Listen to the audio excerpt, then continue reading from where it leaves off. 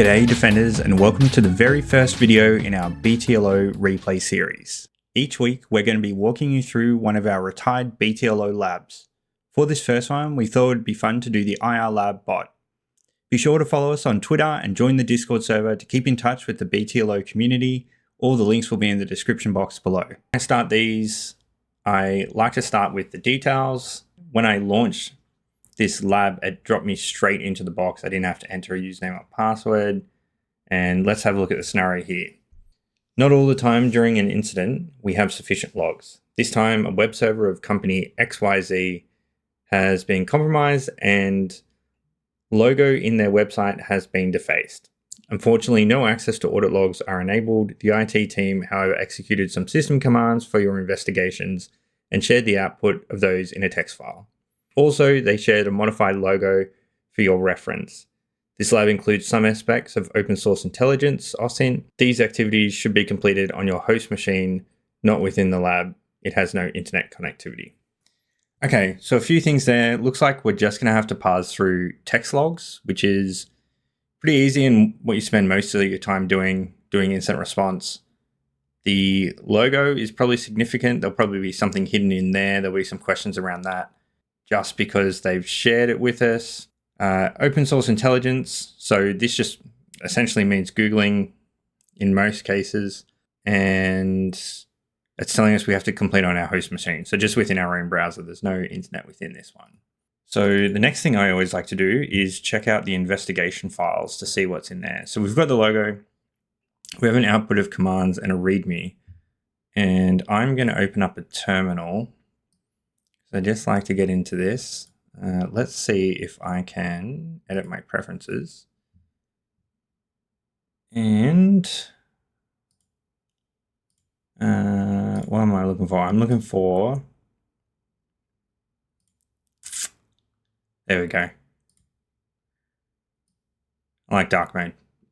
So the files are in home Ubuntu desktop investigation. So I should already be in the home directory when I open it up, but I can check print working directory. Yep.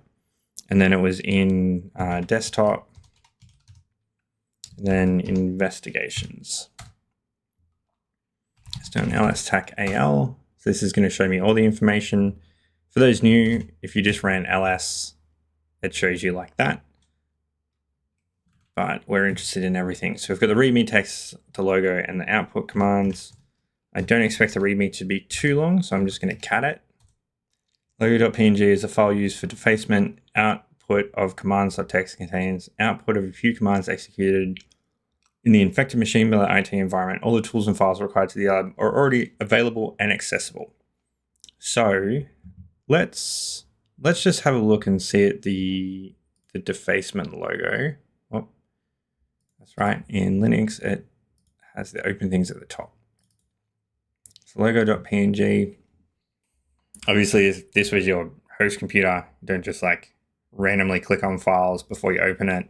This could be ransomware, but in this environment, it's isolated and we can restart the machine. And there's ways to set up malware analysis machines on your own home PC. Okay, so there's no photo application on this Ubuntu box. It's opening up in a web browser. What we can do, let's inspect. I didn't think I'd see much. On a browser, that's always a good thing to do. It's usually like view source. Okay, so we've got an image there. We'll get around to that later. So I've done this box before. I've answered all the questions and I want to take you through without kind of showing you the answers for each one, and also for my benefit, because the earlier boxes that I did, my notes weren't too great. So we'll see how we go and see if we can hit the correct answers. So question 1, what is the name of the suspicious process for 4 points? So this will be in the output command. So what I'm going to do is I'm going to go less, and then I tabbed to autocomplete. So this means I can scroll through. It's not going to print it all out. We've got running processes here. and it's talking about a suspicious process. So I'm just going to scroll down and let's see if we can find something that looks suspicious and see if that was the answer. This will be hard if it's your first time doing Linux. There's a lot of stuff that won't look normal.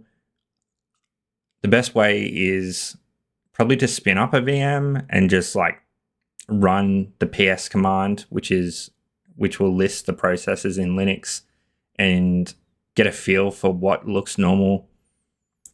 Things that run in the libsystemd folder is generally fine.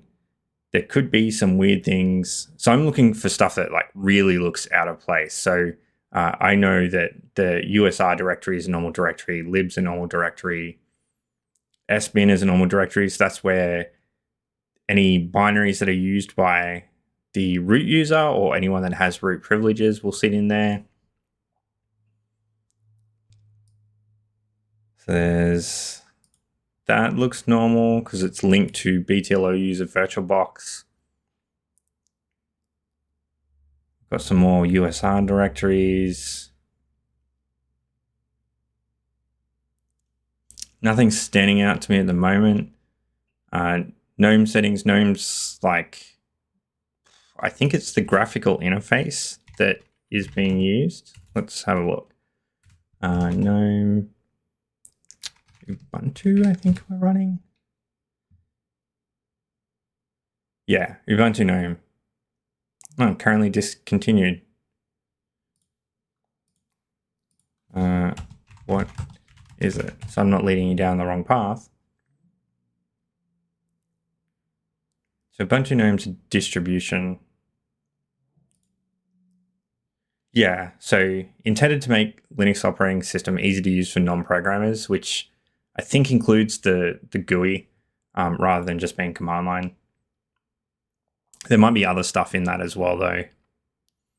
This is running, so daemons on Linux are like services on Windows. So you still go down, still not really seeing anything. So we're starting to get down into the user stuff because we're seeing bash here.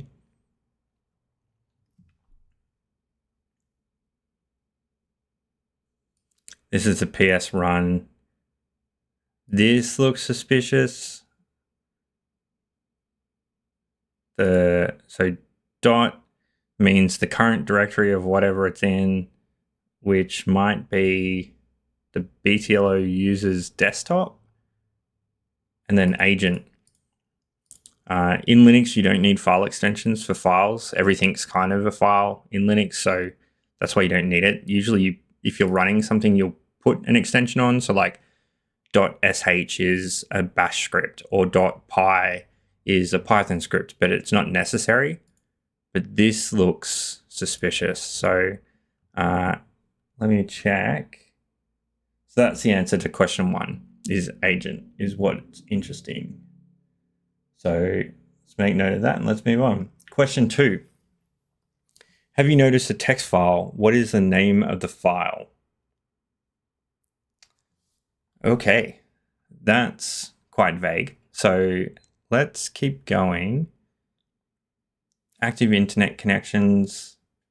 I'm just going to go back now and look through some of the questions to see if any of them have anything to do with IPs. So question 4, you would have noticed an interesting IP. What is the domain that is related to the interesting IP? 4 points for that one. So here, so 192.168, the /16 range of this address is a private address. So usually, and because it's sitting on the local address, this is most likely, or it is in this case, this is the IP of the Ubuntu machine. And when you virtualize, they normally sit at a 192.168 address. But you can see here, if we go private address range. So this is the one that I was talking about, 192.168/16. The /16 is this block, but it's a what's called CIDR notation. So CIDR, class OSINT into domain routing, but it's the /24. There's some other private address ranges here. So there's a /16 block within the 172 range, and then the /24 within, sorry, not /24. I got that wrong. This is 16 because it's split in half. This will be a /8 for the 10. So it'll be how you denote this would be 10.0.0.0/8, and it means all of these addresses. So let's go back here. There's some interesting IPs. So if we're looking, normally machines talk quite a lot to the internet.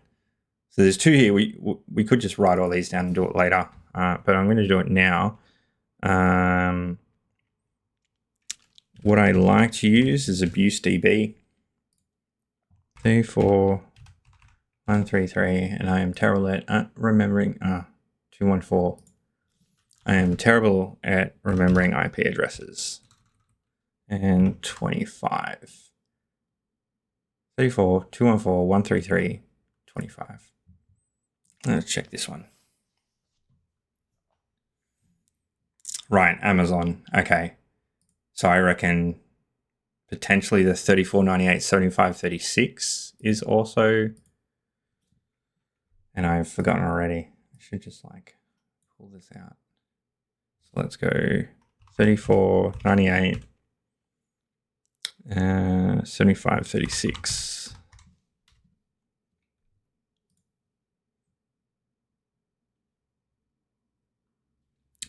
Google Data Center. Okay. Potentially, depends on what this question is asking about. Amazon, probably not. The BTLO servers are hosted in Amazon, so it's potentially some type of agent that's communicating out for the box itself. Obviously, if this was a real investigation, and you didn't normally have Amazon comms, you'd be questioning that. So let's look at this 162. So Cloudflare. So Cloudflare is a, I don't know how to explain it, but you can like purchase domain names and it does the routing for you. It's what I use for my website. So let's see if I can get what is Cloudflare. Let's get a simple definition.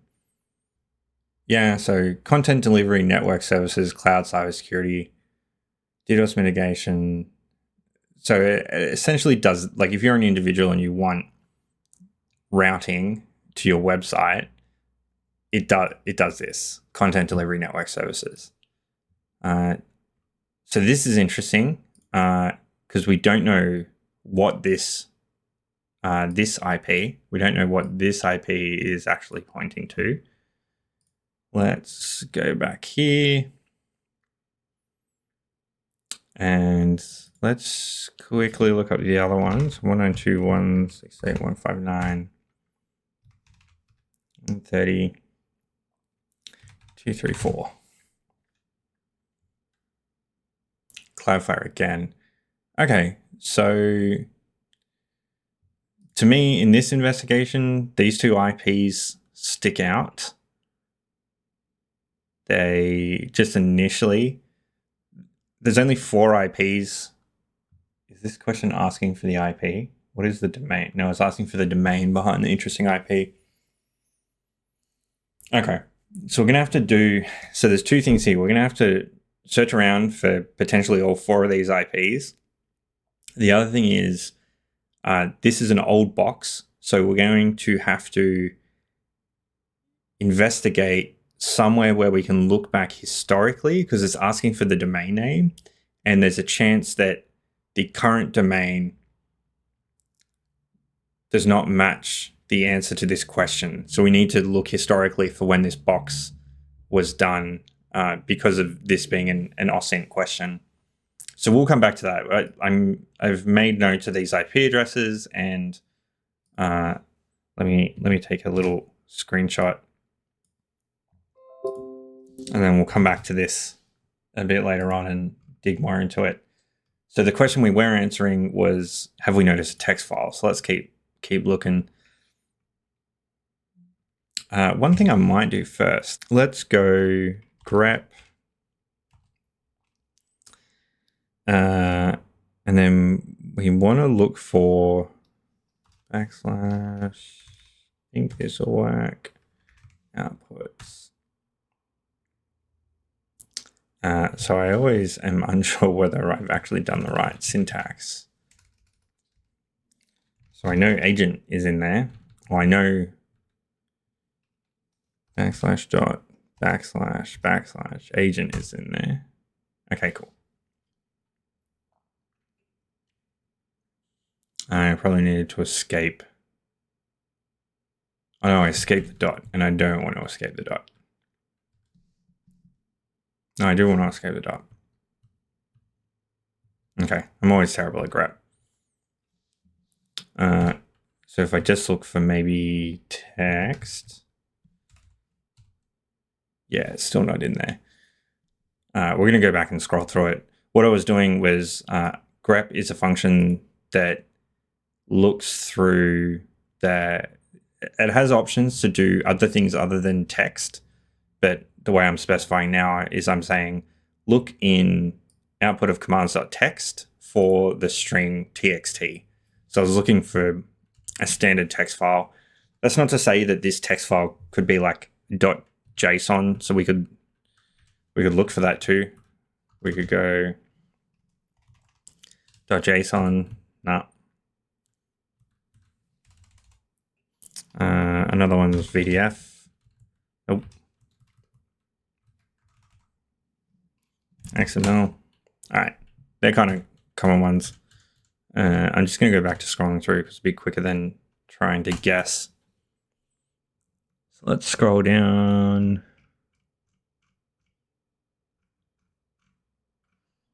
We're looking for, let's go back up to where we were. So those are the IPs.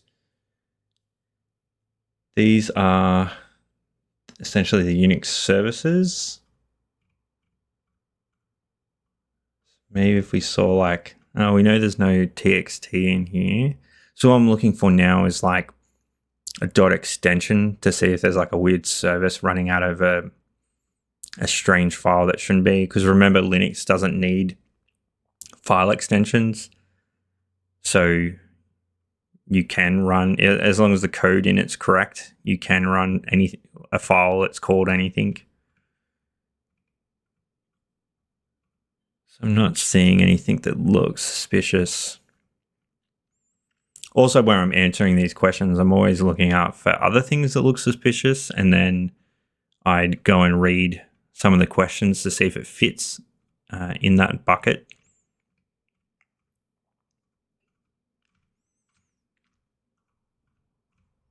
This just feels mean, how many daemons there are that you need to look through.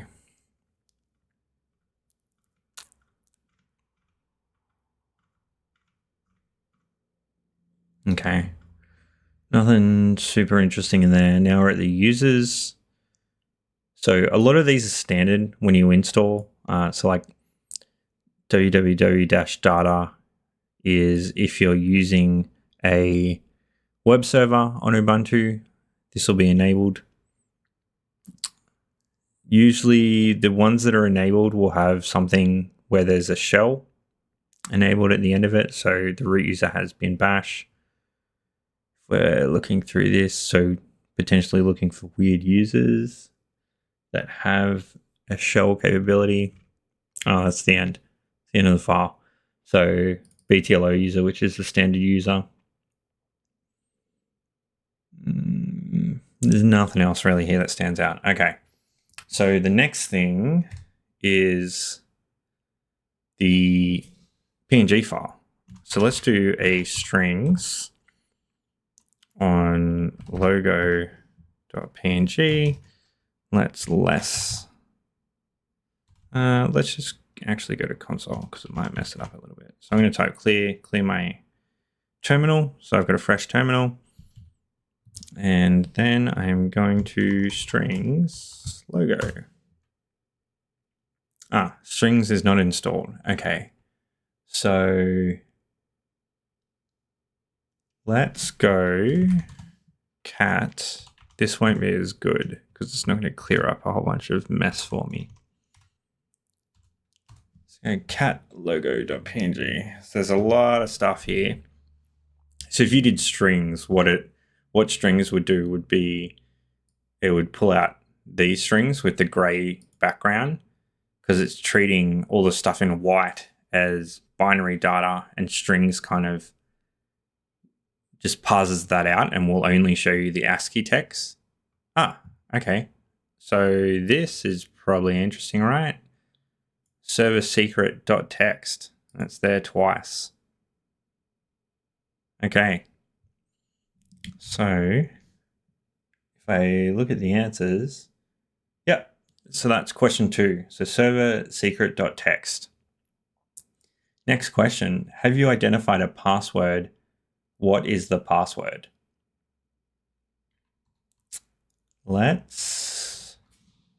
So we didn't see a password in the output commands file. Let's see what logo is.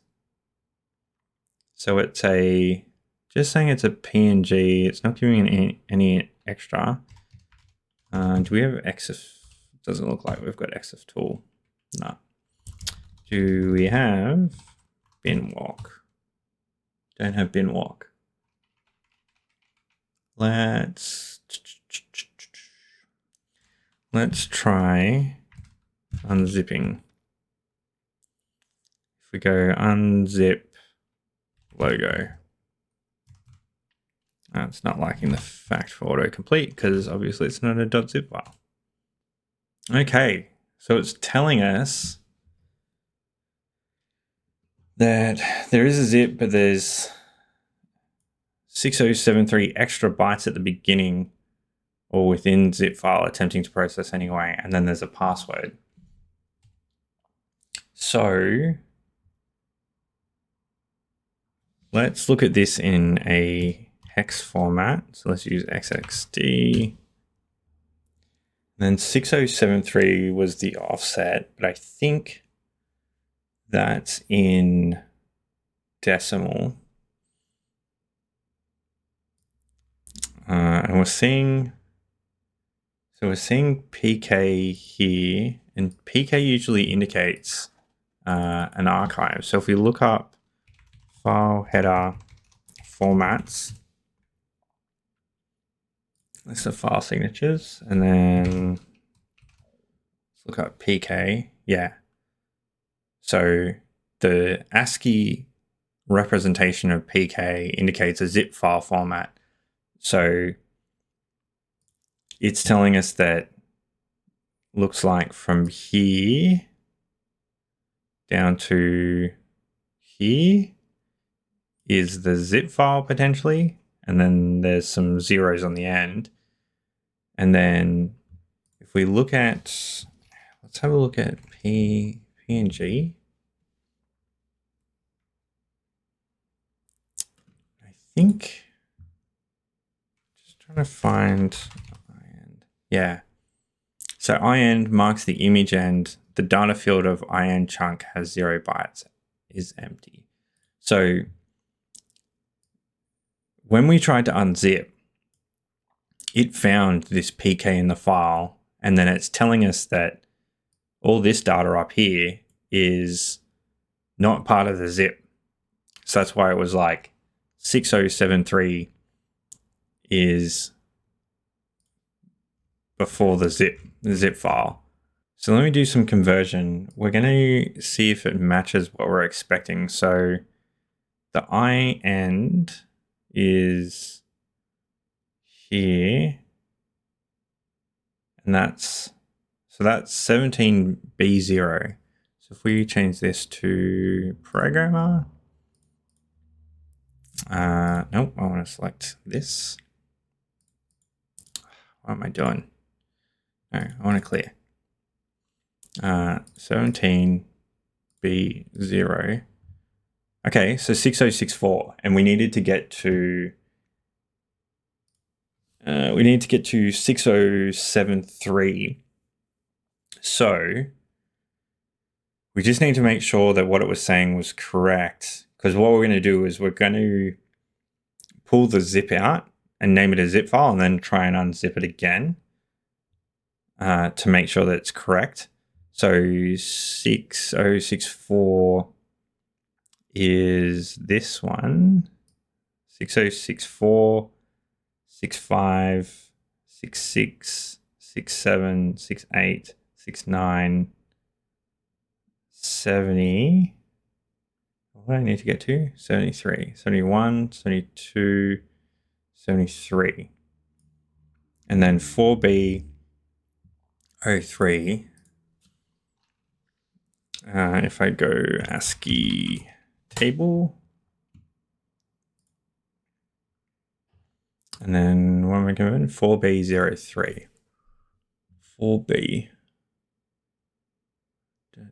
in hex is okay. So 4B is K, which would mean 50 is probably P. 50 is P. No, wrong one. 50. Yeah, okay. This is PK is 504B. So let's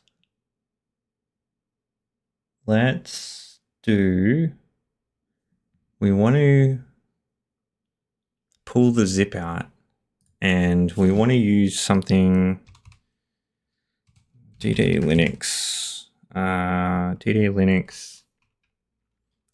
file, no, switches or options, DD command. Here we go. So we need an input file and an output file. That's fine. BS. What's BS?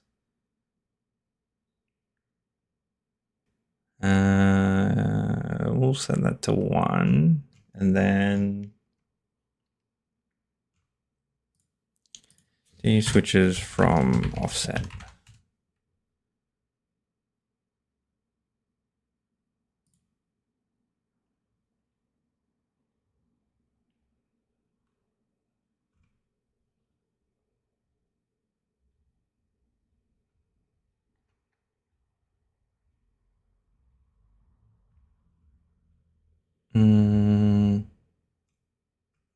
Okay.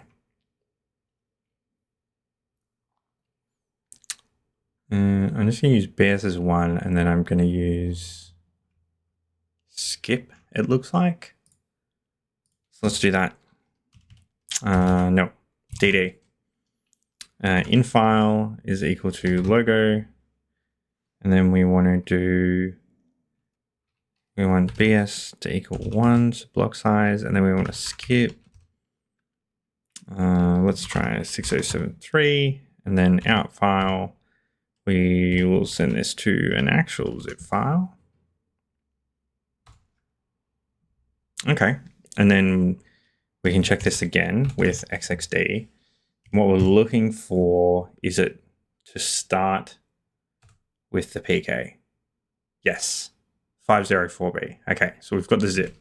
And then if we try and unzip, I can tab autocomplete this time, try to get the password. So now we need a way to figure out how to crack the password, potentially. So let's have a look. So I tried to see if the lab had what kind of tools were recommended for this, but it didn't really say anything. So let's have a look in, I think it's just bin. Yeah, ls bin. What I'm looking for is a tool that I can use to try and crack the password. Nothing's jumping out to me. Let's look in. Might be in the opt directory. So nothing in opt. Let's look in, should be some binary files in. I want to ls that. Okay, there's a lot more in here.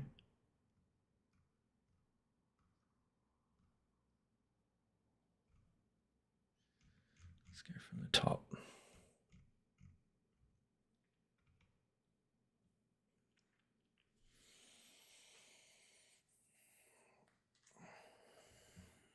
So it looks like we've got Python, potentially could do a script.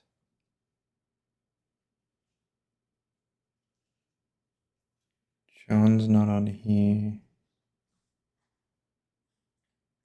Ah, fcrack zip. Okay, let's give that a try. So let's have a look at the options for this. Fast free zip password cracker. Right. So usually we want to use a word list with this, and we would denote that with, it looks like, use string as initial password file. So we're going to want to use verbose, tac u for use on zip, because it's going to try it against the file, because we're not worried if it comes out. We could use brute force. I wonder if they've got, let's try and locate word list. Okay, so there's a bunch of word lists on this machine. So let's try a word list. Let's go back here. So we're going to use a dictionary attack. And then use string as initial password. Okay, so let's go fcrack zip. And then tac p, tac d, user, share, word lists, just double tab to show me. So rock u is probably a good list to use. That's pretty standard. Oh. So let's go rock u. And then what did we want to use? We wanted to use tac v for verbose, tac u. And then we want to point this towards the zip file. Let's give that a try. So found file server secret.txt. So has this dropped a file for found file server.txt? Has this unzipped it? Or do I need to run it again?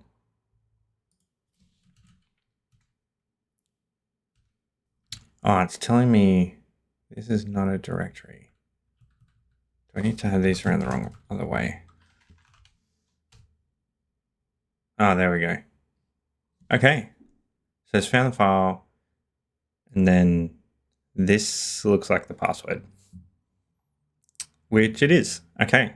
So that's the password. Then if we go back, it hasn't actually unzipped it for us. So let's unzip it. Logo.zip. And then copy and paste should work locally. So if I copy that, and paste it there, hit enter. Cool. So that's dropped us the file. So let's open the file. Yes, you were hacked. Dare you find my server? This in the internet using your OSINT skills. Right. And then this next question, so question 4 is the IP one that we were looking at before. So we need to go and have a look at those IP addresses. So I'm going to do that by using Alien Vault is quite good for retrospective ones. We also need to know when this machine was online and originally released. So if we look here, created by BTLO 839 days ago. So we also need to go days before today. Here we go, day calendar. So let's go today. What did I say? Terrible memory. 839. So let's go subtract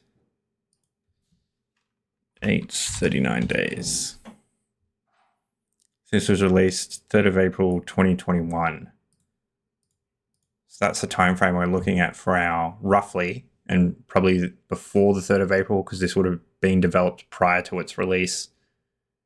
So let's look at one of the IPs was, so the 162 IPs kind of stood out to me first. So let's look for those. So 162, 159, 135, 232.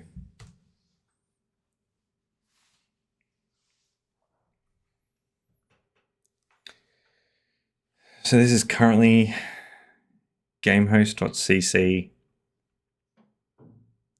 Let's show 100 entries. Yeah, so it looks like it's jumping around quite a lot because it's Cloudflare. We're probably going to have to go back to April. 78 entries. So how do I click through this?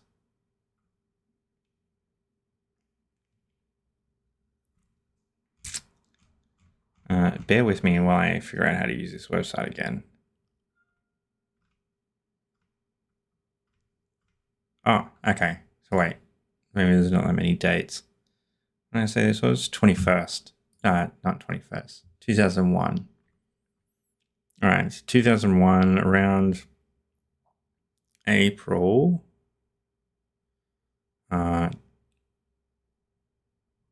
yeah, around in between here somewhere. Discord highplay.es or cloudsitedns.com.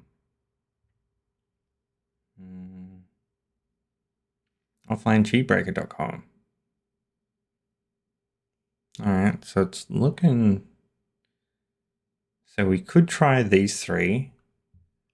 Let me check the answer. No. Did I? 162, 159, 135, 232. Okay. So that's not correct. So, and if we tried all of those, they're not correct. So if we go 162, 159, 130, 254.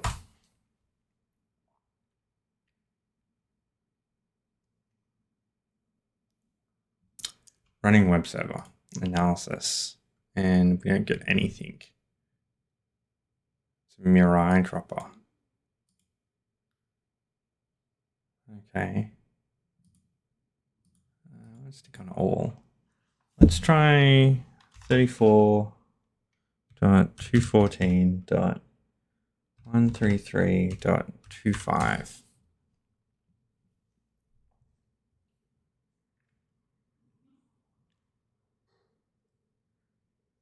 So these are all the same.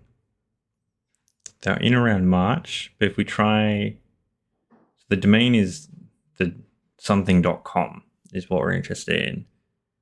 If we try herokuapp.com, that's not correct either. Let's try the last IP, 34.98.75.36.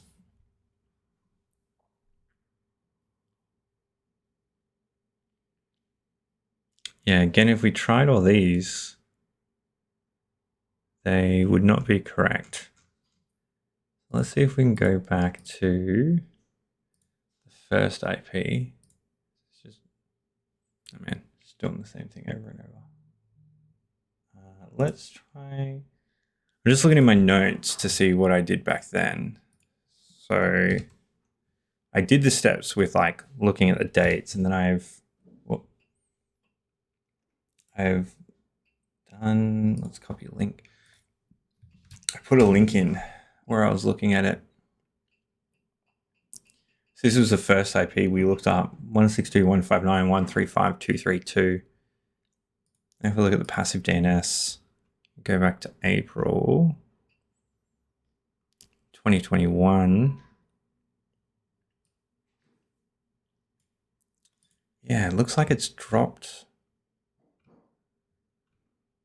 So Alien Vault looks like it's dropped a whole bunch of data from back then. There was I remember clicking through this a lot to try and find it. So it looks like it's dropped it. So the correct answer for this, and when I was looking at it, and you could, so what I would do is if this was another CTF, if you weren't losing points, you could go through, or if you were doing it at the time, it would be fine. Because if you looked it up on, say, Alien Vault, then you would see the associated domain with the IP, which is fine. But we're losing information the further in time we go. So the correct answer was discord.com for this one. So let's move on to question 5. What is the name of the server? So now that we know that it's Discord, and if we go back here, this looks like an invite. So if we copy this, and then let's try, where's invites? If we go, bear with me while I figure out how to use Discord. Not that I'm a admin to any of this.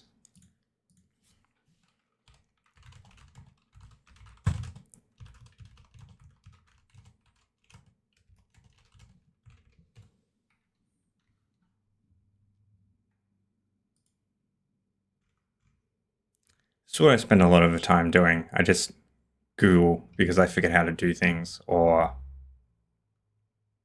I need the add server button and then ask me to join. Okay. So if I go back here, I need to go out of this.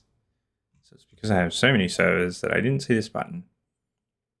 Join server. Here we go. Invite should look like, yep. So, oh, that's not what I wanted. Because the copy and paste from the box doesn't work. Join server.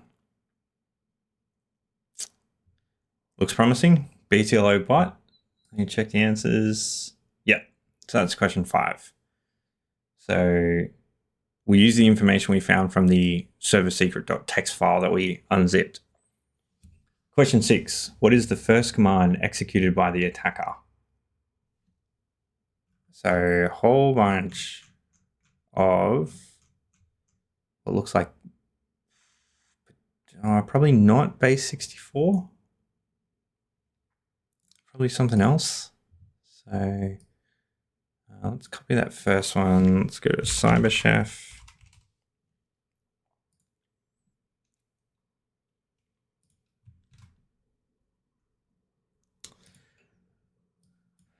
Yeah, I didn't think it was base 64. Another common one is base 32.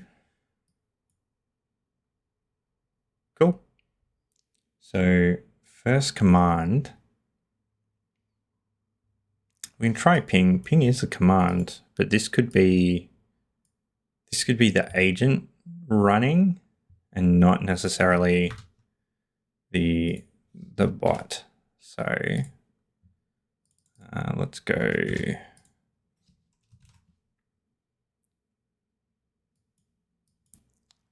Come on. Oh, it doesn't want to play ball. Agent disconnected.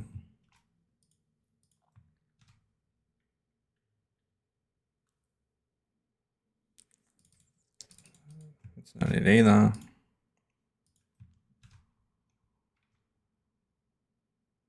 So message type command data who am I? This looks like the first one. So I was just copied and pasted each line until I got something that looked good, and that's question 6 correct. So it was the 4th one down. What is the host name? This is question 7. What is the host name of the infected server? I think I saw it here. So this one is likely, and then did it have it in here as well in the command? No, it probably didn't have it in the commands.txt because it didn't give us any endpoint contextual information. So let's try BTLO user VirtualBox. Yeah, so that's the answer from that. What time zone? Question 8, what is the time zone of the infected machine? CEST. It's in this same one. So question 7 and 8 was in the same command, which was before the question 6 command. Question 9. What is the JSON parameter that differentiates the data from the server and the agent? So what is the JSON parameter? So here, this is JSON. So JSON is just a standard format for data. So if we look at JSON format, not formatter, JSON format, W3 schools is always good. So this is an example of JSON string. So the curly braces, and then it's a key value pair that is comma separated is what JSON is. So if we go back to this, each one of these are JSON.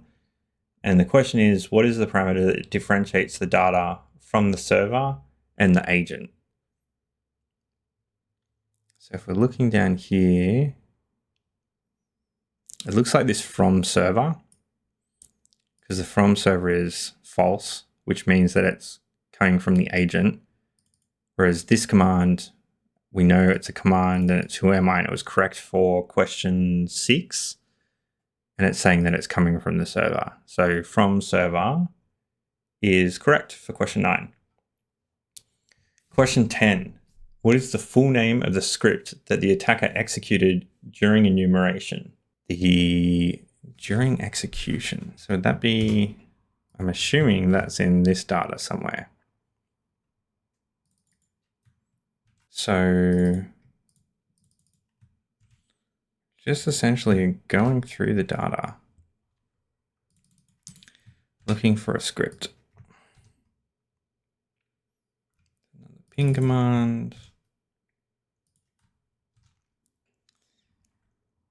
So they're doing an ifconfig, so they're getting information. So there's not too many commands in this Discord server. If there was a lot more, I would be writing like a Python script or something to do all the clean up the data and then do the conversions for me. Not really necessary because I can easily go through this all.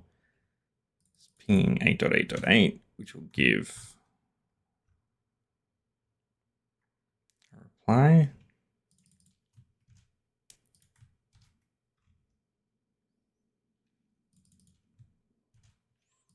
I don't need all these.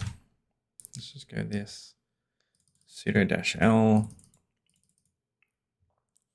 I'd also be saving off, as I'm doing this box normally, I'd also be saving off these commands just in case there was other questions to do with this. Changing to the home directory, potentially getting close here. So this could be that executing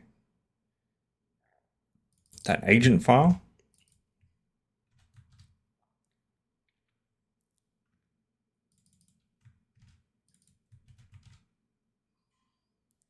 Fails to execute the command. Ping, stay alive. It's looking for wget. Oh.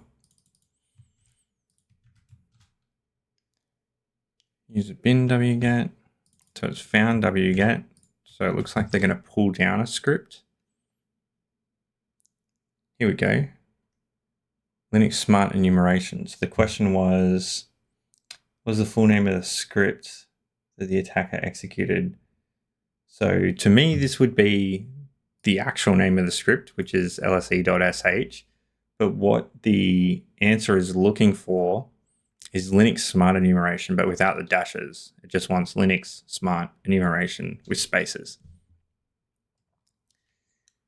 So question 11, the attacker has used a script to automate defacement actions. What is the output they receive upon executing the script? This would be potentially one of the last things they did. So let's have a look. Agent disconnected. So I'm just going backwards from the end to see if I can find the defacement action. Doing an ls.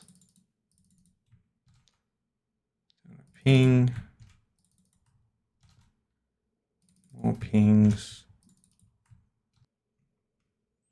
This was potentially a bad idea. I should have just kept going. If I go back to, I forget what I was up to. This one. Yeah, so if I go, so I've just gone back to the top because maybe the attacker did it all together. Done an ls. Yeah, so that was the script. More ping. I did disconnected. What was I looking for? I'm looking for them running the defacement script and then the output that they get. I have to do sudo stuff again. They're looking for the agent running. That gets a failed command.